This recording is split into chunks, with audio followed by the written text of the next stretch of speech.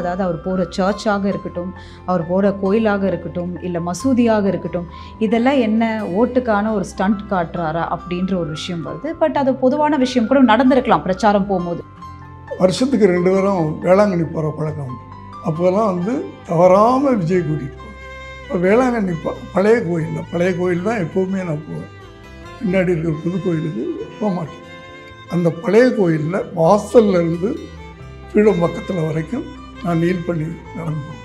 அது பக்கத்தில் விஜய் நீல் பண்ணி 2 பேரும் நீல் பண்ணி அப்படியே இது வரைக்கும் போவேன். சோபா வந்து டாக்டரை வச்சுக்கிட்டு அப்படியே எங்கள் கூட நடந்து. இது வந்து எப்போ அவர் ஒரு 5 வயசாக இருக்கும்போதுலேருந்து பழகின ஒரு விஷயம். இப்போவும் உங்களுக்கு கேள்விப்பட்டிருப்பீங்க, ஒவ்வொரு படம் ரிலீஸ்க்கு முன்னாடி யாருக்குமே தெரியாமல் வேளாங்கண்ணி போவார், அது பண்ணுவார். இது என்னென்னா, அப்போல்லாம் யாருக்குமே தெரியாமல் பண்ணுவார். இப்போ யாருக்குமே தெரியாமல் பண்ண முடிய மாட்டேங்குது. இப்போ தான் கேட்டை திறந்து வெளியே வந்தாலே வீட்டுக்குள்ளே இருக்கிற வரைக்கும் தான் அவருக்கு பிரைவசி.